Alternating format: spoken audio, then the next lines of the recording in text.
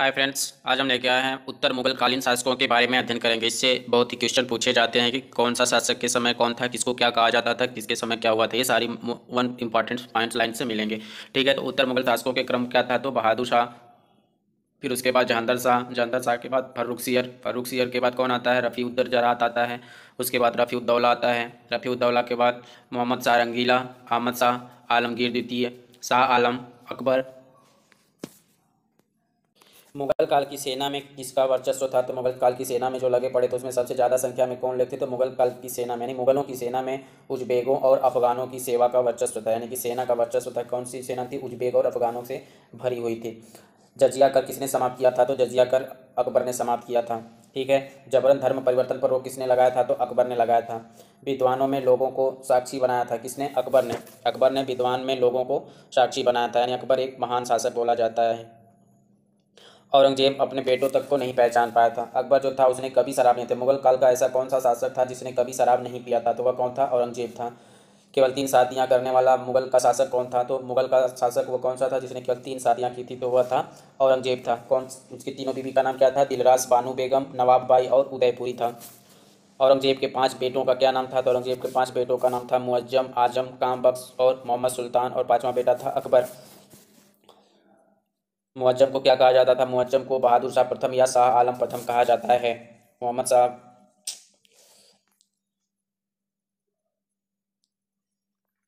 मोहम्मद सुल्तान कौन था? तो अत्यधिक शराब पीने के कारण किस सुल्तान की मृत्यु हो गई थी? तो अत्यधिक शराब पीने के कारण मोहम्मद सुल्तान की मृत्यु हो गई थी। मारवाड़ की राजा की मृत्यु के बाद मुगलों के खिलाफ विद्रोह किसने किया था? तो मारवाड़ की राजा की मृत्यु के बाद मुगलों के खिलाफ विद्रोह करने वाला अकबर द्वितीय था। कौन था? अकबर द्वितीय। मारवाड़ के राजा की मृत्यु के बाद किसने विद्रोह किया था मुगलों के खिलाफ? तो वो अकबर था। मारवाड़ का शासक कौन था? मारवाड़ का शासक उस समय जसवंत सिंह था। जसवंत सिंह के कितने पत्नियां थी? तो 2 पत्नी थी। जसवंत सिंह की कितनी पत्नियां थी? जसवंत सिंह की 2 पत्नियां थी। औरंगजेब ने जसवंत सिंह के बेटे को उठा ले गया था। किसने? जसवंत सिंह के बेटों को किसने उठा ले गया था? तो जसवंत सिंह के बेटे को औरंगजेब ने उठा ले गया था। कौन ले गया था? औरंगजेब ने उठा ले गया था। और उसको फिर कौन ले गया? तो उसको फिर दुर्गादास उठा ले गया। यानी कि जब औरंगजेब जसवंत सिंह के बेटे को लेके आता है तो फिर यहाँ से कौन लेके जाता है? तो दुर्गादास जो था वो लेके चला जाता है। औरंगजेब ने युद्ध करने के लिए अकबर को कहाँ भेजा, लेकिन अकबर भाग गया। तो औरंगजेब ने युद्ध करने के लिए अकबर को भेजा, और अकबर क्या था? अकबर ये कौन था? ये अकबर द्वितीय था, भाग गया। अकबर कहाँ गया था? तो अकबर पहले संभाजी के पास गया, फिर उसके बाद शिवाजी के पुत्र के पास गया। ठीक। इसके बाद वह राजा राम के पास गया। कहाँ पे गया? राजा राम के पास गया। अंत में ईरान भाग गया और वहीं उसकी मृत्यु हो गई। किसकी? अकबर की। यानी कि औरंगजेब जो था वो जसवंत सिंह के बेटे को उठा के लेके आता है। फिर दुर्गादास जो था किसी तरह महिला का वेश धारण करके हरम में आता है और वहाँ से जसवंत सिंह के बेटे को लेकर चला जाता है। औरंगजेब इसे क्रुद्ध होकर अकबर को भेजता है युद्ध लड़ने के लिए, लेकिन अकबर जो था वह युद्ध नहीं लड़ता है, वो भाग जाता है। कहाँ भागता है? तो पहले संभाजी के पास जाता है। शिवाजी के पुत्र का जो संभाजी कौन था? शिवाजी का पुत्र था। इसके बाद वह राजा राम के पास गया, फिर उसके अंत में ईरान भाग गया और वहीं पर उसकी मृत्यु हो जाती है। अब बात करेंगे बहादुर शाह प्रथम के बारे में। बहादुर शाह प्रथम कौन था? तो बहादुर शाह जो प्रथम था इसका शासनकाल कब था? तो बहादुर शाह प्रथम का शासनकाल 1707 से 1712 ईस्वी, यानी इसने कितने वर्ष तक शासन किया? 5 वर्ष तक। कौन सा? बहादुर शाह प्रथम ने 5 वर्षों तक शासन बनाई। बहादुर शाह प्रथम कब शासक बनता है? तो औरंगजेब के मृत्यु के बाद। औरंगजेब की मृत्यु कब होती है? 1707 ईस्वी में औरंगजेब की मृत्यु होती है। तो उसके 3 बेटों में सत्ता के लिए संघर्ष हो गया। ठीक है। आजम की शादी कहाँ में हुई थी? तो आजम की शादी ईरान में हुई थी। ठीक है। मोहम्मद आजम की शादी कहाँ हुई थी? ईरान में हुई थी। 18 जून 1707 को मुअज्जम ने आजम को परास्त कर दिया। यानी कि मुअज्जम ने आजम को कब परास्त किया था? तो मुअज्जम ने आजम को उसकी हत्या कर दी। कब? 18 जून 1707 को। 18 जून 1707 को मुअज्जम ने आजम को परास्त कर उसका हत्या कर दी। यह युद्ध कहाँ लड़ा गया था? तो यह युद्ध आगरा के निकट जजऊ नामक स्थान पर एक पुल पर हुआ था। ठीक है। इस पुल पर मुअज्जम ने किसको परास्त किया? तो मुअज्जम ने आजम को परास्त कर उसकी हत्या कर दी। किसने बहादुर शाह प्रथम या शाह आलम प्रथम के नाम से औरंगजेब का उत्तराधिकारी बना? तो वह था मुअज्जम था। ठीक है। कौन था? मुअज्जम था, जिसने आजम की हत्या कर दी थी।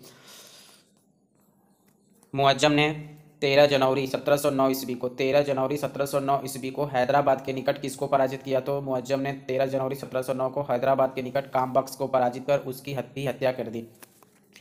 खलीफा खान ने बहादुर शाह प्रथम को शाह बेखबर कहा। यानी कि शाह बेखबर कौन से बादशाह को कहा जाता है? कि शाह बेखबर किस बादशाह को कहा जाता है? तो बहादुर शाह प्रथम को शाह बेखबर कहा जाता है। किसने कहा था? खफी खान ने कहा था। किसने कहा था? खफी खान ने कहा था कि बहादुर शाह प्रथम जो है वह शाह बेखबर है, शाह बेखबर है। इसने शांति प्रिय की प्रियता की नीति अपनाई थी, इसलिए इनको शाह बेखबर कहा गया। शांति प्रियता की नीति कौन थी? तो बहादुर शाह प्रथम है, शांति प्रियता की नीति। अगला प्रश्न है कि बहादुर शाह प्रथम के समक्ष चुनौती क्या थी, यानी कि बहादुर शाह जब शासक बना तो उसके समक्ष चुनौती कौन थी? तो उसके सामने चुनौती थी राजपूत की, मराठा की, जाट के, सिख की और छत्रसाल की थी। तो जब बहादुर शाह प्रथम था तो राजपूत कौन थे उस समय? तो राजपूत से जय सिंह थे और अजीत सिंह थे। जय सिंह कहाँ का राजा था? तो जय सिंह आमेर का राजा था, और अजीत सिंह कहाँ का था? मारवाड़ का राजा था। अजीत सिंह मारवाड़ का राजा था, जय सिंह का बेटा था। मारवाड़ जो अजीत सिंह था किसका बेटा था? तो अजीत सिंह जो था वह जय सिंह का बेटा, जसवंत सिंह का बेटा था। किसका बेटा था? जसवंत सिंह का बेटा था। कौन? अजीत सिंह। तो बहादुर शाह प्रथम के समक्ष कौन सी चुनौतियां थी? तो राजपूत थी। राजपूत में कौन सी चुनौती थे? तो राजपूत में जय सिंह और अजीत सिंह थे। ठीक है, जय सिंह जो था वह मेवाड़ का शासक था और अजीत सिंह जो था वह मारवाड़ का शासक था। अजीत सिंह किसका बेटा था? तो अजीत जसवंत सिंह का बेटा था। मराठा, जाट और सिख 10 भी इसके चुनौती थे। पुरंदर की संधि कब होती? पुरंदर की संधि 1665 ईस्वी में होती है। पुरंदर की संधि कब हुई थी? पुरंदर की संधि 1665 में हुई थी, मुगलों एवं मराठों के बीच हुई थी। पुरंदर की संधि किसके बीच हुई थी? मुगलों एवं मराठों के बीच हुई थी। कब हुई थी? 1665 ईस्वी में। जय सिंह कहाँ के सूबेदार थे? तो जय सिंह मालवा के सूबेदार थे, और अजीत सिंह गुजरात के सूबेदार थे। अजीत सिंह कहाँ थे? गुजरात के सूबेदार थे, और जय सिंह मालवा के सूबेदार थे। ठीक है, और अजीत सिंह कहाँ के शासक थे? तो मारवाड़ के शासक थे। ठीक है। बहादुर शाह प्रथम ने राजपूतों के साथ कौन सी नीति अपनाई थी? तो बहादुर शाह प्रथम ने राजपूतों के साथ मेल मिलाप की नीति अपनाई। पुरंदर की संधि कब हुई थी? तो पुरंदर की संधि जो थी वह 11 जून 1665 को मुगलों के सेनापति मिर्जा राजा जय सिंह प्रथम और मराठा शासक छत्रपति शिवाजी महाराज के बीच हुई थी। यह संधि जय सिंह द्वारा पुरंदर किले की घेराबंदी की बात हुई थी, यानी कि जय सिंह के द्वारा पुरंदर के किले की घेराबंदी की गई थी। उसके बाद पुरंदर की संधि हुई थी, और ये किसके साथ हुई थी? तो शिवाजी के साथ संधि करने के लिए मजबूत की गई थी। पुरंदर की संधि के मुख्य बिंदु क्या थे? तो शिवाजी को 35 किलो में से 23 किले मुगलों को सौंपने पड़े। शिवाजी को 12 किले अपने पास रखने की अनुमति मिली। शिवाजी के पुत्र संभाजी को 5000 घुड़सवारों की सेना के साथ मुगल सेना में एक मनसबदार के रूप में शामिल किया गया। शिवाजी को मुगल सम्राट औरंगजेब से मिलने के लिए आगरा जाने के लिए बाध्य किया गया। बहादुर शाह प्रथम ने मेल मिलाप की नीति किसके साथ अपनाई? राजपूतों के साथ अपनाई। बहादुर शाह प्रथम जो था उसने जय सिंह को, उनका जो राज्य आमेर था, जयपुर, आमेर कहाँ का इलाका है? जयपुर के अंतर्गत आता है। ठीक है, तो उसको उसने तो दे दिया, लेकिन अजीत सिंह का जो मारवाड़ का इलाका था उसको भी वापस कर दिया, लेकिन जो उनकी सूबेदारी थी उसको उसने वापस नहीं किया। यानी कि जय सिंह को कहाँ की सूबेदारी मिली थी? मालवा की। और अजीत सिंह की कहाँ सूबेदारी मिली थी? तो गुजरात की सूबेदारी मिली थी। उस समय मेवाड़ का शासक कौन था? तो मेवाड़ का शासक अमर सिंह था, जो जय सिंह का भाई विजय सिंह था। जय सिंह का भाई विजय सिंह कौन था? क्या ये प्रश्न है यार। बहादुर शाह प्रथम ने गुजरात अरे राजपूतों के साथ तो मेल मिलाप की नीति अपनाई थी, लेकिन बहादुर शाह प्रथम ने मराठों के साथ जो नीति अपनाई थी वह किस तरह की नीति थी? तो ऊपरी तौर पर मेल मिलाप की नीति थी। ठीक है, पूरे मन से मेल मिलाप की नीति को नहीं अपनाया था। बहादुर शाह प्रथम के काल में किसको कैद से मुक्त किया गया था? तो बहादुर शाह प्रथम के काल में साहू को, किसको? साहू को कैद से मुक्त किया गया था। और साहू को कब बंद किया गया था? तो साहू को कैद से मुक्त कराने में औरंगजेब के पुत्र की महत्वपूर्ण भूमिका थी। साहू को जब कैद से छोड़ा गया उस दौरान राजा राम की विधवा पत्नी ताराबाई जो थी वह कोल्हापुर में अपने अल्पवयस्क पुत्र शिवाजी द्वितीय की संरक्षिका बनकर शासन का संचालन कर रही थी। ताराबाई किसकी पत्नी थी? तो ताराबाई जो थी वह राजा राम की पत्नी थी। किसकी पत्नी थी? राजा राम की पत्नी थी। और कहाँ पे शासन कर रही थी? तो वह कोल्हापुर में शासन कर रही थी। किसके साथ? अपने अल्पवयस्क पुत्र शिवाजी द्वितीय के साथ। ठीक है, साहू को जब कैद से छोड़ दिया गया तो जब बहादुर शाह प्रथम था उसने देखा कि वहाँ पे ताराबाई शासन कर रही थी, तो इसलिए जो बहादुर शाह प्रथम था वो साहू को क्या करता है? साहू को मराठों का विधिवत शासक नहीं मानता है, और वो सोचता है कि जो ताराबाई शासन कर रही है अपने अल्पवयस्क पुत्र के शिवाजी के द्वितीय के साथ, तो वो सोचता था कि हम वहाँ पे कब्जा जमा लेंगे। यानी कि मराठों द्वारा जो चौथ एवं सरदेश मुखी वसूला जाता था, तो बहादुर शाह ने किसको वसूलने का अधिकार दिया? तो बहादुर शाह प्रथम जो था, जो मराठों द्वारा चौथ एवं सरदेश मुखी वसूला जाता था, तो उसने केवल दक्कन में सरदेश मुखी वसूलने का अधिकार दिया, चौथ वसूलने का अधिकार उसने नहीं दिया। अगला प्रश्न क्या कहेगा कि सबके साथ यानी राजपूत के साथ कौन सी नीति अपनाई थी? राजपूत के साथ मेल मिलाप की अपनाई थी। मराठों के साथ ऊपरी तरीके से मेल मिलाप की नीति अपनाई थी बहादुर शाह प्रथम ने। ठीक है, और सिखों के साथ कैसी नीति अपनाई थी? तो बहादुर शाह प्रथम ने सिखों के साथ दंड और पुरस्कार की नीति अपनाई थी। कौन सी नीति अपनाई थी? पुरस्कार एवं दंड की नीति अपनाई थी। सिखों के 10वें गुरु कौन थे? तो सिखों के 10वें गुरु गुरु गोविंद सिंह थे। ठीक है, बहादुर शाह प्रथम ने किसको मनसब प्रदान किया था? तो बहादुर शाह प्रथम ने सिखों के 10वें गुरु गुरु गोविंद सिंह को मनसब प्रदान किया था। गुरु गोविंद सिंह ने अपने जीवन काल में ही क्या घोषणा कर दिया था? तो गुरु गोविंद सिंह ने अपने जीवन काल में घोषणा कर दिया था कि मेरे बाद कोई व्यक्ति गुरु नहीं बनेगा। और उन्होंने कौन सी पंथ की स्थापना की? तो गुरु गोविंद सिंह ने 1699 ईस्वी में किस दिन? बैसाखी के दिन खालसा पंथ की स्थापना की। यानी खालसा पंथ की स्थापना किसने की थी? तो गुरु गोविंद सिंह ने की थी। गुरु गोविंद सिंह को मनसब किसने प्रदान किया? बहादुर शाह प्रथम ने मनसब प्रदान किया। ठीक है। और सिखों के साथ बहादुर शाह प्रथम की नीति क्या थी? तो पुरस्कार और दंड की नीति थी। गुरु गोविंद सिंह की हत्या कब की गई थी? तो गुरु गोविंद सिंह की हत्या 7 अक्टूबर 1707 को नांदेड़ महाराष्ट्र में की गई थी। कहाँ पे की गई थी? 7 अक्टूबर 1707 को नांदेड़ महाराष्ट्र में की गई थी। किसके द्वारा की गई थी? तो एक पठान के द्वारा की गई थी। ठीक है। गुरु गोविंद सिंह के शिष्य का क्या नाम था? गुरु गोविंद सिंह के शिष्य का नाम था बंदा बहादुर, और यह बहुत ही बहादुर और मजबूत योद्धा था। जब मुगलों के द्वारा सिखों का दमन बंद नहीं हुआ तो मुगलों का विरोध किसने किया? तो अच्छे ढंग से विरोध किया था बंदा बहादुर ने। बंदा बहादुर का वास्तविक नाम क्या था? बंदा बहादुर का वास्तविक नाम था लक्ष्मण दास। क्या नाम था? लक्ष्मण दास नाम था। और वह कहाँ का राजपूत था? तो वह डोंगरा का राजपूत था। बंदा बहादुर कहाँ का राजपूत था? डोंगरा का राजपूत था, और उसका वास्तविक नाम था लक्ष्मण दास। बंदा बहादुर किसका शिष्य था? बंदा बहादुर गुरु गोविंद सिंह का शिष्य था। सेवक और बहादुरी के कारण ही इसे बंदा बहादुर की उपाधि दी गई थी, नहीं तो इसको किस नाम से जाना जाता था? तो लक्ष्मण दास के नाम से जाना जाता था। बंदा बहादुर के नेतृत्व में पंजाब में विद्रोह हो गया। किसके नेतृत्व में पंजाब में विद्रोह हुआ था? तो बंदा बहादुर के नेतृत्व में पंजाब में विद्रोह हुआ था। काफ़ी प्रयास के बाद सिखों ने कुछ क्षेत्र पर कब्जा किया। ठीक है। किस क्षेत्र पर कब्जा किया? लेकिन लौहगढ़ के किले पर मुगलों का अधिकार हो गया। लौहगढ़ के किले पर किसका अधिकार हो गया? तो मुगलों का अधिकार हो गया। किसके समय में? बंदा बहादुर के समय में। लौहगढ़ का किला किसके द्वारा बनवाया गया था? तो लौहगढ़ का किला गुरु गोविंद सिंह के द्वारा बनवाया गया था। किसके द्वारा बनवाया गया था? तो गुरु गोविंद सिंह के द्वारा बनवाया गया था। सिखों ने इस किले पर अधिकार कब किया था? तो सिखों के द्वारा लौहगढ़ के किले पर 1712 में आखिरकार इस पर अधिकार कर लिया गया था। कब? 1712 ईस्वी में इस पर अधिकार कर लिया गया था। जूटों का क्रम बताइए। जूटों मतलब जाटों का क्रम बताइए। जाटों का क्रम क्या है? सबसे पहले गोकुल है, उसके बाद राजा राम है, उसके बाद चूड़ामन है, उसके बाद सूरजमल है। तो मुगलों ने बंदा बहादुर को किसकी सहायता से हराया था? तो मुगलों ने बंदा बहादुर को किसे हराया था? तो जाटों की सहायता से। और कौन सा जाट सहायता किया था? तो चूड़ामन सहायता किया था। बंदा बहादुर को पकड़कर कहाँ लाया गया था? तो बंदा बहादुर को पकड़कर दिल्ली लाया गया था। कहाँ लाया गया था? दिल्ली लाया गया था बंदा बहादुर को पकड़कर। बंदा बहादुर को प्राणदंड कब दिया गया था? तो बंदा बहादुर को प्राणदंड दिया गया था 1716 ईस्वी में। कब दिया गया था? 1716 ईस्वी में बंदा बहादुर को प्राणदंड दिया गया था। किसके समय में? फर्रुख सियर के समय में। फर्रुख सियर यानी बंदा बहादुर को फरसा से मार दिया गया। किससे मार दिया गया? फरसा से। तो फरना मतलब क्या हो जाएगा कि बंदा बहादुर की मृत्यु दंड कब दिया गया? फर्रुख सियर के समय दिया गया। कब? 17 यानी कि बंदा बहादुर जब 17 साल की थी तो उसको क्या किया गया? फरसे से उसका गला काट दिया गया। यानी इससे क्या ट्रिक बनेगा कि 17 और 16 साल की जब थी वो, तो क्या किया गया? उसको काट दिया गया गला। किससे? फरसा से। यानी किसको मृत्यु दंड दे दिया गया? फरसा से काट दिया गया। मतलब किसके? फर्रुख सियर के समय में मृत्यु दंड दिया गया। और कब दिया गया? जब ये 17-16 साल की थी तब। झाट जाटों और बुंदेला नेता छत्रसाल के साथ बहादुर शाह प्रथम ने कौन सी नीति अपनाई थी? तो मेल मिलाप की नीति अपनाई थी। यानी सबके साथ तो मेल मिलाप की नीति अपनाई थी। केवल सिखों के साथ इसने पुरस्कार और दंड की नीति अपनाई थी। किसने? मुगलों ने पुरस्कार और दंड की नीति अपनाई थी। पुरस्कार भी दिया था, दंड भी दिया था। पुरस्कार किसको मिला था? गुरु गोविंद सिंह को। दंड किसको मिला था? बंदा बहादुर को मिला था। और इन्होंने और सबके साथ मुगल लोग, अरे मारवाड़ हो गए, मराठा हो गए, राजपूत हो गए, तो राजपूत के साथ इन्होंने मेल मिलाप की नीति अपनाई थी। मराठों के साथ केवल ऊपरी मेल मिलाप की नीति अपनाई थी। जाटों के साथ ही इन्होंने, और बुंदेला के साथ इन्होंने भी क्या किया था? मेल मिलाप की नीति अपनाई थी। बंदा बहादुर को समद खां ने पकड़ा था। बंदा बहादुर को किसने पकड़ा था? तो बंदा बहादुर को समद खां ने पकड़ा था। किसने पकड़ा था? समद खां ने पकड़ा था। बंदा बहादुर को किसने पकड़ा था? समद खां ने पकड़ा था। बंदा बहादुर को समद खां ने पकड़ा था।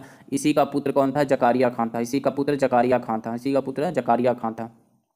जागीरों का वितरण किसके काल में वितरण बड़े पैमाने पर किया गया था? तो बहादुर शाह प्रथम के समय में जागीरों का वितरण बड़े पैमाने पर किया गया था। कर्मचारियों की पदोन्नति की गई। राज्य की स्थिति पूर्व की तुलना में खराब होने लगी थी। राज्य की स्थिति पूर्व की तुलना में क्या होने लगी थी? खराब होने लगी थी। दरबार में गुटबंदी को बढ़ावा मिला था। किसके समय में? बहादुर शाह प्रथम के समय में। फरवरी 1712 में बहादुर शाह की मृत्यु हो गई। बहादुर शाह की मृत्यु कब हुई थी? 1712 ईस्वी में। जब 1712 में किस पे कब्जा कर लिया गया था? तो सिखों के द्वारा लोहगढ़ किले पर जब कब्जा कर लिया गया था, उसी समय किसकी मृत्यु होती है? तो बहादुर शाह प्रथम की मृत्यु होती है। बहादुर शाह के प्रथम के शव को कितने महीने तक दफनाया नहीं जा सका था? तो 1 महीने तक उसके शव को दफनाया नहीं जा सका था। गुट कौन कौन से थे उस समय जो बहादुर शाह प्रथम के समय गुटों का निर्माण होने लगा था? तो एक था गुरानी गुट, ईरानी गुट था। ईरानी गुट का प्रमुख कौन था? जुल्फिकार खां था। कौन था? जुल्फिकार खां था। जुल्फिकार खां था। जुल्फिकार खां, जुल्फिकार खां। ईरानी गुट का कौन था? जुल्फिकार खां था। एक था सैयद गुट। कौन सा था? सैयद गुट था। सैयद गुट में कौन था? हुसैन अली और अब्दुल्ला खां। हुसैन अली कहाँ से था? पटना से था, पटना का गवर्नर था। और अब्दुल्ला खां इलाहाबाद का गवर्नर था। तुरानी गुट, तुरानी गुट का नेता कौन था? चिनकलिज खां था। कौन था? चिनकलिज खां था तुरानी गुट का नेता। तीर्थ यात्रा कर और जजिया कर को समाप्त किसने किया था? तो जहांदर शाह ने किया था। तीर्थ यात्रा कर और जजिया कर को समाप्त किसने किया था? जहांदर शाह ने किया था। जहां अंदर, जहां अंदर, जहां जहां अंदर। जजिया कर किस प्रकार का कर था? तो जजिया कर जो था वो संपत्ति कर था और गैर मुस्लिमों से लिया जाता था। जकात कर कैसा था? तो जकात कर जो था वो धार्मिक कर था। जकात कर कैसा था? धार्मिक कर था और यह मुसलमानों से लिया जाने वाला 2.5% था। कितने लिया जाता था? 2.5% लिया जाता था मुसलमानों से। ठीक है। खुम्स कर कितना किसका कहा जाता था? तो खुम्स का युद्ध में लूटी गई संपत्ति का 4/5 भाग सैनिकों को दिया जाता था। किसको दिया जाता था? 4/5 भाग सैनिकों में बांटा जाता था। खुम्स कर कहलाता था। जो युद्ध में लूटी गई संपत्ति थी खुम्स कर कहलाती थी। खराज कर, खराज कर 1/5 भाग राजकोष में जाता था। ये खराज कर में नहीं है। खुम्स कर जो था वह युद्ध में लूटी गई संपत्ति का 4/5 भाग सैनिक में जाता था और 1/5 भाग राजकोष में जाता था। जब अलाउद्दीन खिलजी के समय और मोहम्मद बिन तुगलक के समय यह उल्टा था। क्या था? खुम्स जो था वह अलाउद्दीन खिलजी और मोहम्मद बिन तुगलक के समय 4/5 भाग राजकोष में जाता था और 1/5 भाग सैनिक के लिए जाता था। ठीक है। अगर 1/5 और 1/4 समझ में नहीं आ रहा है तो हम इसको ऐसे बांट सकते हैं कि जब मुगल काल था, मुगल काल में खुम्स जो था वह 80% सैनिकों को दिया जाता था और 20% राजकोष में जाता था। लेकिन वहीं अलाउद्दीन खिलजी और मोहम्मद बिन तुगलक के समय ये क्या हो गया था कि 80% जो था वो राजकोष में जाता था और 20% सैनिकों को दिया जाता था। फिरोज शाह तुगलक ने इसे फिर से शरीयत के अनुसार कर दिया। किसके अनुसार कर दिया? तो शरीयत के अनुसार कर दिया। शरीयत के अनुसार कर दिया मतलब जो पहले से लिया जाता था, मुगलों के समय से लिया जाता था। जकात कर में अमीर मुसलमान के आय से 2.5 लिया जाता था। यानी जकात कर क्या था? तो जकात कर जो था वो धार्मिक कर था। ठीक है। जकात कर जो था वो धार्मिक कर था और अमीर मुसलमानों के आय से कितना लिया जाता था? तो अमीर मुसलमानों से 2.5% लिया जाता था। ठीक है। ये मेन इंपॉर्टेंट क्वेश्चन है, इस चीज़ को ध्यान देना है। ठीक है। खराज कर एक कृषि कर जो था, जो उत्पादन किया जाता था उस पर लगाया जाता था, उसको खराज कर कहते थे। सबसे पहले इस्लाम स्वीकार किसने किया था? तो सबसे पहले इस्लाम स्वीकार करने में ईरानी थे। ठीक है। दूसरा इस्लाम स्वीकार करने वाले अरबियों ने दूसरा इस्लाम स्वीकार करने वाले, दूसरा इस्लाम मतलब सबसे पहली बार इस्लाम किसने स्वीकार किया? तो ईरानियों ने किया। उसके बाद किसका क्रम आता है? जिसने इस्लाम स्वीकार किया तो अरब वाले थे। और उसके बाद किसका स्थान है? तो तुर्कियों का स्थान था। ठीक है। तुर्की कहाँ के रहने वाले थे? तो तुर्की मरुस्थल रूस में, यानी कि जो गोबी रेगिस्तान था वहाँ पे रहने वाले तुर्की थे। तुर्कियों की भाषा क्या थी? तुर्कियों की भाषा बे थी। तुर्कियों की भाषा क्या थी? तुर्कियों की भाषा बे थी। इस्लाम अफ़गानिस्तान पहुँचा, वहाँ पर ससगानी वंश थे। यहाँ पर तुर्की ने इन पर आक्रमण किया। तुर्कियों ने किस पर आक्रमण किया? तो ससगानी पे आक्रमण किया। ठीक है। यानी अफगानिस्तान में ससगानी वंश था जब वहाँ पे ईरान पहुंचा। कौन पहुंचा? ईरानी लोग पहुंचे। इस्लाम जब अफगानिस्तान पहुंचा तो वहाँ पे ससगानी वंश था और इनके ऊपर किसने आक्रमण किया? तुर्कियों ने आक्रमण किया। पहला तुर्की कौन था? तो पहला तुर्की जो था वह अलप्तगीन था। पहला तुर्की कौन था? अलप्तगीन था। अलप्तगीन के बाद कौन बनता है? सुबुक्तगीन बनता है। सुबुक्तगीन के बाद कौन है? मोहम्मद गजनवी है। अलप्तगीन, सुबुक्तगीन, मोहम्मद गजनवी। भारत पर पहला तुर्की आक्रमण किसने किया था? तो भारत पर पहला तुर्की आक्रमण सुबुक्तगीन ने किया था। ठीक है। और वह क्या हो रहा था? असफल रहा था। महमूद गजनवी धन प्राप्त करने के लिए चीन पर आक्रमण करना चाहा, लेकिन तब तक दीवार बन चुकी थी। महमूद गजनवी धन प्राप्त करने के लिए किस पर आक्रमण करना चाह रहा था? तो चीन पर आक्रमण कर रहा था, लेकिन उस समय तक चीन की दीवार बन चुकी थी। महमूद गजनवी की सेना में इल्म अतहर ने लिखा। गुजरात का शासक कौन था? भीम था। गुजरात का शासक भीम था। महमूद गजनवी के समय गुजरात का शासक कौन था? तो महमूद गजनवी के आक्रमण के समय गुजरात का शासक भीम था। महमूद गजनवी की सेना में कौन था? तो इल्म अतहर। खराज किससे लिया जाने वाला कर था? तो खराज कर जो था वह गैर मुस्लिम से लिया जाने वाला भूमि कर था। उश्र, खराज की जगह मुसलमान उश्र देते थे। उश्र किससे लिया जाता था? तो उश्र मुसलमानों से लिया जाता था और कर जो था वह गैर मुस्लिमों से लिया जाता था। बहादुर शाह के प्रथम के समय अजीत सिंह को मालवा इन लोग को जमींदारी नहीं दी गई थी। किसके समय जमींदारी दी गई? तो जहांदर शाह के समय। जहांदर शाह के समय राजा जय सिंह को मिर्जा कहा गया था। यानी मिर्जा किसे कहा गया था? तो राजा जय सिंह को मिर्जा कहा गया था। और अजीत सिंह को महाराजा की उपाधि दी गई थी और सूबेदारी गुजरात की दी गई थी। मराठों को सरदेश मुखी के साथ चौथ का भी अधिकार दिया गया, लेकिन इसकी वसूली मुगल अधिकारी करेंगे। मराठों को सरदेशमुखी के साथ चौथ का भी अधिकार दिया गया, लेकिन इसकी वसूली कौन करेगा? मुगल अधिकारी करेंगे। यह सब कब हुआ था? जहांगीर शाह के समय हुआ था। किसके समय हुआ था? जहांगीर शाह के समय हुआ था। जागीरों के वितरण पर प्रतिबंध किसने लगाया था? तो जागीरों के वितरण पर प्रतिबंध जुल्फिकार खां ने लगाया था। जहांगीर शाह पर लाल कुंवर नामक महिला का अत्यधिक प्रभाव था। जहांगीर शाह पर किसका अत्यधिक प्रभाव था? तो जहांगीर शाह पर लाल कुंवर नामक महिला का अत्यधिक प्रभाव था। शाह ने कितने महीने तक शासन किया था? तो 10 माह तक शासन किया था। इसके बाद इसका उत्तराधिकारी कौन बनता है? फर्रुखसियर बनता है। फर्रुखसियर किसका पुत्र था? तो फर्रुखसियर जो था अजीम उस्मान का पुत्र था। अजीम उस्मान का पुत्र था। सैयद गुट की सहायता से फर्रुखसियर जहांगीर शाह की हत्या कर मुगल पदवी प्राप्त करता है। यानी कि जहांगीर शाह की हत्या किसकी गुट ने करवाई थी? तो जहांगीर शाह की हत्या सैयद गुट ने करवाई थी। कौन करवाई थी? सैयद गुट ने करवाई थी जहांगीर शाह की हत्या। किसने करवाया था? तो फर्रुखसियर ने कराया था और मुगल की गद्दी प्राप्त की थी। हुसैन अली को पटना का गवर्नर अजीम उस्मान ने ही नियुक्त किया था। यानी हुसैन अली का यानी सैयद गुट का था ये कौन? हुसैन अली। सैयद गुट का कौन कौन थे? हुसैन अली था और ये कौन था? अब्दुल्ला खां था। अब्दुल्ला खां कहाँ का सूबेदार था? गवर्नर था। तो इलाहाबाद का गवर्नर था और हुसैन अली पटना का गवर्नर था। इसे पटना का गवर्नर किसने बनाया था? तो अजीम उस्मान ने बनाया था। अजीम उस्मान ने बनाया था। सैयद गुट में दो थे। सैयद गुट में कौन थे? सामा। सैयद गुट में कौन थे? हुसैन अली था और अब्दुल्ला खां था। हुसैन अली कहाँ का था? हुसैन अली पटना का था और अब्दुल्ला खां इलाहाबाद का था। फर्रुखसियर ने हुसैन अली को मीर बख्श जबकि अब्दुल्ला खां को वजीर घोषित किया था। फर्रुखसियर ने हुसैन अली को क्या घोषित किया था? फर्रुखसियर ने हुसैन अली को मीर बख्श घोषित किया और अब्दुल्ला खां को वजीर घोषित किया। सैयद बंधु ने कितने लोगों को गद्दी पर स्थापित किया? तो 4 लोगों को गद्दी पर स्थापित किया। किसको? फर्रुखसियर को, रफ़ी उद्जात को, रफ़ी उद्दौला को और मोहम्मद शाह रंगीला को। इन 4 लोगों को सैयद बंधुओं ने स्थापित किया था। यानी कि यह गुट किसके समय बना था? तो यह गुट जहांगीर शाह के समय बना था। नहीं, बहादुर शाह प्रथम के समय यह गुट सब बने थे। ठीक है, यह गुट सब किसके समय बने थे? बहादुर शाह प्रथम के। कौन कौन से? ईरानी गुट बना था, सैयद गुट बना था और तुरानी गुट बना था। ईरानी गुट का नेता कौन था? जुल्फिकार खां था। सैयद गुट का नेता था हैदर अली और अब्दुल्ला खां। हैदर अली कहाँ का गवर्नर था? पटना का था और अब्दुल्ला खां इलाहाबाद का गवर्नर था। इनको गवर्नर किसने बनाया था? तो मोहम्मद आज वो कौन था भाई, क्या नाम था उसका? अजीम उस्सान ने बनाया था। अजीम उस्सान ने बनाया था उनको। फिर जब इन्होंने जो फर्रुखसियर को शासक बना तो फर्रुखसियर ने इनको कौन सा पद दे दिया था? तो फर्रुखसियर ने इनको अब्दुल्ला खां को वजीर बना दिया था और मीर बख्शी किसको बनाया था? तो हुसैन अली को मीर बख्शी बनाया था। सैयद बंधु कहाँ के सैयद थे? तो सैयद बंधु जो थे वो उत्तर प्रदेश के सैयद थे, बराह के सैयद थे। ठीक है, और इन्होंने 4 मुगल शासकों को स्थापित करवाया था। किसको? फर्रुखसियर को, रफ़ी उद्जात को, रफ़ी उद्दौला को, मोहम्मद शाह रंगीला को। सैयद बंधुओं को कुलीन वर्ग में किसके समय शामिल किया गया था? तो सैयद बंधुओं को बहादुर शाह प्रथम के समय में कुलीन वर्ग में शामिल किया गया था। किसके समय में?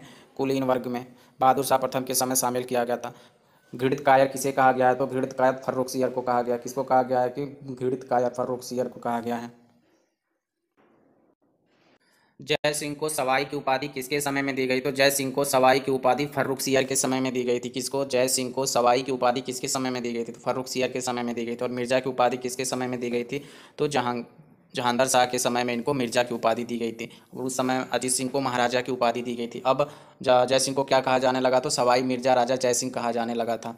ठीक है, मराठों को 6 मुगलों का प्रांत की चौथ व सरदेशमुखी वसूलने का अधिकार दिया गया। बदले में शाहू ने मुगलों को 15,000 घुड़सवारों के साथ समर्थन देने का वचन दिया।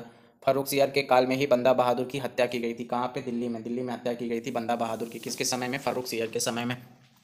फर्रुखसियर ने ईस्ट इंडिया कंपनी को 3,000 रुपये के बदले कर मुक्त व्यापार करने की अनुमति प्रदान की, जिसे दस्तक कहा जाता है। दस्तक किसे कहा जाता है? तो दस्तक उसको कहा जाता है जब फर्रुखसियर ने कंपनियों को, ईस्ट इंडिया कंपनी को व्यापार करने की अनुमति दी। ठीक है, तो कितने रुपए में? 3,000 रुपये वार्षिक पेंशन के बदले इन्होंने बेच दी थी। फर्रुखसियर की हत्या कब होती है? तो फर्रुखसियर की हत्या 1719 ईस्वी में होती है। फर्रुखसियर की हत्या कब होती है? फर्रुखसियर की हत्या 1719 में होती है। और फर्रुखसियर की हत्या किसने की थी? तो फर्रुखसियर की हत्या बालाजी विश्वनाथ की सहायता से किया गया था। किसने किया था? सैयद बंधुओं ने किया था। ठीक है, सैयद बंधुओं ने किसकी सहायता से फर्रुखसियर की हत्या की थी? तो बालाजी विश्वनाथ की हत्या से सहायता से किया था। फर्रुखसियर की हत्या क्यों की गई थी? क्योंकि वह सैयद बंधुओं की हत्या करवाना चाहता था। ठीक है, किसकी हत्या करवाना चाहता था? सैयद बंधुओं की हत्या करवाना चाहता था। फर्रुखसियर ने 1717 ईस्वी में ईस्ट इंडिया कंपनी को व्यापार करने की अनुमति दे दी थी 3,000 रुपये के वार्षिक पेंशन के आधार पर। उनकी हत्या कब की गई थी? 1719 में। अब बात करते हैं रफ़ी उद जरात के बारे में। रफ़ी उद जरात कौन था? तो यह रफ़ी उस्मान का पुत्र था। यह किसका पुत्र था? तो रफ़ी उस्मान का पुत्र था। 28 फरवरी 1719 से 13 जून 1719 तक का राजा बना था। इसके समय मराठों के साथ हुए समझौते पर हस्ताक्षर किया गया।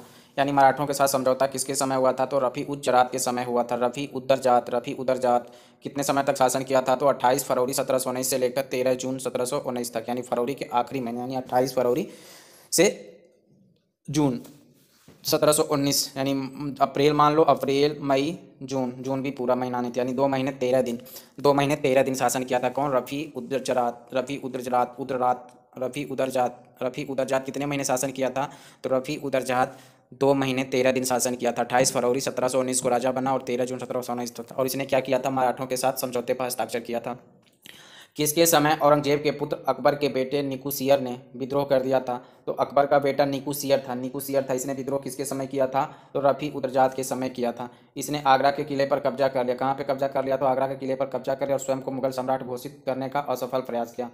रफ़ी उदजात अधिक शराब पीने के कारण मरा था। यानी अधिक शराब पीने के कारण कौन मर गया था? तो रफ़ी उदजात मर गया था। अरे यार, ऐसे नाम है इनके। रफ़ी उदरजात जो था अधिक शराब पीने के कारण मर गया था, इसलिए इसने 2 महीने शासन किया था। उसके बाद रफ़ी उस सामान का पुत्र था। यह अफीम का सेवन करता था। पेचिस की बीमारी के कारण इसकी मृत्यु हो गई थी। ये सब क्वेश्चन नहीं आने वाला। इसने अपने को शाहजहाँ द्वितीय घोषित किया था, ये आ सकता है। अपने आप को शाहजहाँ द्वितीय किसने घोषित किया था? तो अपने आप को शाहजहाँ द्वितीय घोषित करने वाला था रफ़ी उद्दौला जो था, उसने अपने आप को शाहजहाँ द्वितीय घोषित किया था। शाहजहाँ, सारा जहाँ, उद्दौला। रफ़ी उद्दौला की मृत्यु के बाद जोधपुर का शासक अजीत सिंह, जिन्होंने अपनी पुत्री का विवाह फर्रुखसियर से किया था, यानी कि किसने अपनी पुत्री का विवाह फर्रुखसियर से किया था? तो जोधपुर का शासक अजीत सिंह ने अपनी पुत्री का विवाह फर्रुखसियर से किया था। अपने विधवा पुत्री को मुगल हरम से वापस ले गए और उन्हें पुनः हिंदू धर्म स्वीकार करवाया था। किसने? रफ़ी उद्दौला की मृत्यु के बाद मोहम्मद शाह रंगीला का वास्तविक नाम क्या था? रोशन अख्तर नाम था। सैयद बंधुओं की हत्या किसने करवाई थी? तो सैयद बंधुओं की हत्या जो करवाई थी, वह करवाई थी किसने? रोशन अख्तर ने करवाई थी। कौन था वह? मोहम्मद शाह रंगीला ने। सैयद बंधुओं की हत्या किसने करवाई थी? तो सैयद बंधुओं की हत्या रंगीला ने करवाई थी। किसने करवाई थी? रंगीला ने करवाई थी सैयद बंधुओं की हत्या। किसकी सहायता से? तो तुरानी दल चिनक्लिज खां की सहायता से। किसकी सहायता से? तुरानी दल चिनक्लिज खां की सहायता से करवाई थी। ठीक है, हाँ बेटा ठीक है। सैयद बंधुओं को मारने के लिए प्रमुख भूमिका चिनक्लिज खां एवं मोहम्मद अमीन खान ने निभाया था। यानी सैयद बंधुओं को मारने के लिए महत्वपूर्ण भूमिका किसने निभाई थी? तो चिनक्लिज खां और मोहम्मद अमीन खान ने निभाया था। किसने निभाया था? चिनक्लिज खां और मोहम्मद अमीन खान ने निभाया था। किसकी सहायता से इसको मारा गया था? तो ये सब तुरानी दल के नेता थे। तुरानी दल का नेता कौन था? चिनक्लिज खां था। धनानंद किसके दरबार में रहते थे? तो धनानंद रंगीला के दरबार में रहते थे। धनानंद किसके दरबार में रहते थे? तो घनानंद रंगीला के दरबार में रहते थे, जो सुजान नामक वेश्या से प्यार करते थे, इसलिए घनानंद को बाहर कर दिया गया। दरबार की अव्यवस्था को देखते हुए चिनक्लिज खां शिकार खेलने के बहाने दक्कन की ओर गया और वहां पर इसने हैदराबाद स्वतंत्र रियासत की स्थापना की। हैदराबाद स्वतंत्र रियासत की स्थापना किसने की? तो चिंगलिज खां ने की थी। किसने की थी? चिंगलिज खां ने की थी हैदराबाद स्वतंत्र रियासत की स्थापना। चिंगलिज खां का दक्कन की ओर जाना मुगल दरबार की ओर अंतिम प्रतिमा पलायन माना। यानी अंतिम प्रतिभा पलायन किसको माना जाता है? तो चिंगलिज खां का दक्कन की ओर जाना मुगल दरबार की ओर से अंतिम प्रतिभा पलायन माना जाता है। यहीं से मुगलों का पतन प्रारंभ होता है। मुगलों का पतन कहाँ से प्रारंभ होता है? तो मुगलों का पतन प्रारंभ होता है जब चिंगलिज खां का था, चिंगलिज खां दक्कन की ओर जाता है। ठीक है, चिंगलिज खां दक्कन की ओर जाता है, इसी समय मुगलों का पतन प्रारंभ हो जाता था। मोहम्मद शाह रंगीला के काल में मुर्शीद कुली खां को बंगाल, शहादत खां को अवध का, चूड़ामन एवं बदन सिंह ने मिलकर भरतपुर जाट राज्य की स्वतंत्र राज्य की स्थापना की। यानी मोहम्मद शाह रंगीला के काल में ही, किसके काल में? रंगीला के काल में। मुर्शीद कुली खां जो था वह कहाँ पे था? मुर्शीद कुली खां बंगाल का, मुर्शीद कुली खां बंगाल का। शहादत खां जो था वह अवध का था, अवध में शहादत खां। चूड़ामन एवं बदन सिंह ने मिलकर भरतपुर जाट राज्य की स्वतंत्र राज्य की स्थापना की। मराठा पेशवा बाजीराव प्रथम ने दिल्ली पर चढ़ाई कब की थी? तो मार्च 1737 में, मात्र 500 घुड़सवारों के साथ। नादिर शाह कहाँ का था? तो नादिर शाह जो था वह अफगान का शासक था नादिर शाह। यह भारत क्या करने आया था? तो भारत को लूटने आया था। नादिर शाह करनाल कब पहुंचता है? फरवरी में पहुंचता है। शहादत खां वजीर था दिल्ली। नादिर शाह ने कब आक्रमण किया था? तो नादिर शाह ने 1739 ईस्वी में आक्रमण किया था। 1739 ईस्वी में आक्रमण किया था। पेशवा बाजीराव ने मार्च 1737 में दिल्ली पर आक्रमण किया था मात्र 500 घुड़सवारों के साथ। और नादिर शाह कब आक्रमण किया था? 1739 में। नादिर शाह अपने आर्थिक असंतुलन को ठीक करने के लिए आक्रमण किया था। यानी कि नादिर शाह ने जब 1739 में आक्रमण किया था तो किस लिए आक्रमण किया था? तो अपने आर्थिक असंतुलन को ठीक करने के लिए आक्रमण किया था। वह 1739 में करनाल की लड़ाई में किससे हार गया था? तो करनाल की लड़ाई कब हुई थी? करनाल की लड़ाई हुई थी 1739 ईस्वी में। करनाल की लड़ाई कब हुई थी? करनाल की लड़ाई हुई थी 1739 ईस्वी में। किसके बीच हुई थी? तो नादिर शाह और मुगलों के बीच हुई थी। कब हुई थी? फरवरी 1739 में हुई थी। फरवरी 1739 में हुई थी। करनाल की लड़ाई के युद्ध का नेतृत्व किसने किया था? तो खान ए दौरा ने किया था। कौन किया था? खान ए दौरा ने किया था। करनाल की लड़ाई किसने की थी? तो खान ए दौरा ने किया था। जिसकी युद्ध में हत्या हुई थी, जिसकी युद्ध में हत्या हो गई थी, शहादत खां को बंदी बना लिया गया। किसको बंदी बना लिया गया? तो शहादत खां को बंदी बना लिया गया था। शहादत खां को बंदी, शहादत खां, शहादत खां, शहादत खां अवध का जो इस युद्ध का नेतृत्व खान ए दौरा ने, जिसमें शहादत खां को बंदी बना लिया गया। नादिर शाह को वार्ता के लिए किसे भेजा गया? तो नादिर शाह से वार्ता के लिए निजामुल मुल्क को, किसको भेजा गया था? निजामुल मुल्क यानी चिंगलिज खां को भेजा गया था। ये कहाँ का था? यह हैदराबाद का स्वतंत्र शासक घोषित किया था इसने अपने आप को। ठीक है। तो जब वार्ता के लिए भेजा गया तो वार्ता के बाद क्या हुआ कि नादिर शाह जो था वह करनाल से ही 50 लाख रुपए लेकर वापस लौटने के लिए तैयार हो गया था। लेकिन शहादत खां जो था, कौन था? शहादत खां, जिसको बंदी बना लिया गया था, उसने 2 करोड़ रुपए का लालच दिया। ठीक है। कितने करोड़ रुपए का? 2 करोड़ रुपए का लालच देकर उसे दिल्ली पर हमला करने के लिए आमंत्रित किया। किसने 2 करोड़ रुपए देकर आमंत्रित किया था? तो शहादत खां ने किया था। और इसके बाद नादिर शाह तो 2 करोड़ मिल रहा था। इसके बाद नादिर शाह 70 करोड़ रुपए की संपत्ति और साथ में तख्ते ताउस, कोहिनूर हीरा भी भारत से लेके चला गया। शहादत खान ने क्या कर ली? आत्महत्या कर ली। भाई ऐसे समय में क्या करेगा कोई? 2 करोड़ का लालच दे रहे हो तुम और 70 करोड़ रुपया लेके जो चला जा रहा है तुम्हारा, तो तुम क्या जिंदा रहोगे कि जीते जी मर जाओगे? इसलिए उसने आत्महत्या कर ली शहादत खान ने। अब बात करेंगे अहमद शाह के बारे में। अहमद शाह का शासन कब है? 1748 से 1754। यह मोहम्मद शाह रंगीला का पुत्र था। तलवार चलाने में भी आलस करने वाला व्यक्ति था। कौन सा? अहमद शाह।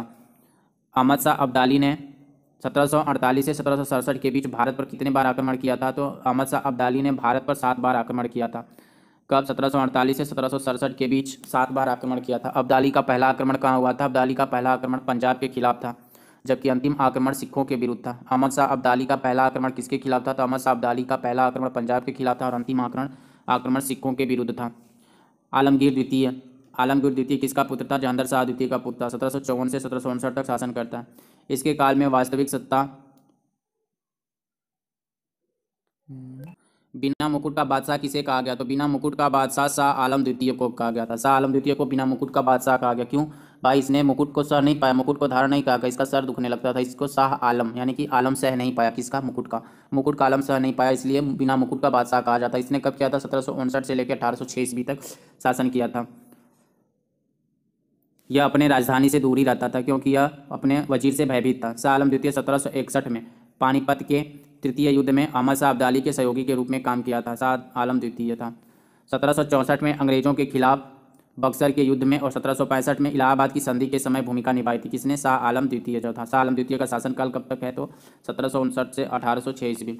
1765 से 1762 तक ईस्ट इंडिया कंपनी के पेंशन पर जिया। इसे महाजी सिंधिया ने दोबारा दिल्ली की गद्दी पर स्थापित किया था। 1803 में दिल्ली के लाल किले पर कब्जा हुआ। दिल्ली के लाल किले पर कब्जा कब हुआ था? 1803 ईस्वी में कब्जा हुआ था। अकबर द्वितीय। शाह आलम द्वितीय का पुत्र अकबर द्वितीय था। ये राजा राम मोहन राय को राजा की उपाधि किसने दी थी? तो राजा राम मोहन राय को राजा की उपाधि अकबर द्वितीय ने दी थी। कब? 1803 ईस्वी में दी थी। कब दी थी? 1830 ईस्वी में दिया था इसने उपाधि। राजा राम मोहन राय ने किसका पेंशन बढ़वाने के लिए ब्रिस्टल में गए थे? 1833 में गए थे राजा राम मोहन राय और वहीं पर उनकी मृत्यु हो गई। किसके काल में मुगलों का सिक्का ढलना बंद हो गया था? तो अकबर द्वितीय के काल में मुगलों का सिक्का ढलना बंद हो गया था। बात करेंगे बहादुर शाह जफर के बारे में। बहादुर शाह जफर 1837 से 1857 ईस्वी। ये अकबर द्वितीय का पुत्र थे। यह एक प्रसिद्ध शायर थे। मिर्जा गालिब इन्हीं के दरबार में रहते थे। इन्हीं के समय 1857 का विद्रोह हुआ था। अंग्रेजों ने इन्हें रंगून भेज दिया था। वहीं पर 1862 में इनकी मृत्यु हो गई थी बहादुर शाह जफर की। तो ये था मुगलों के काल के बारे में कुछ जानकारियाँ थी।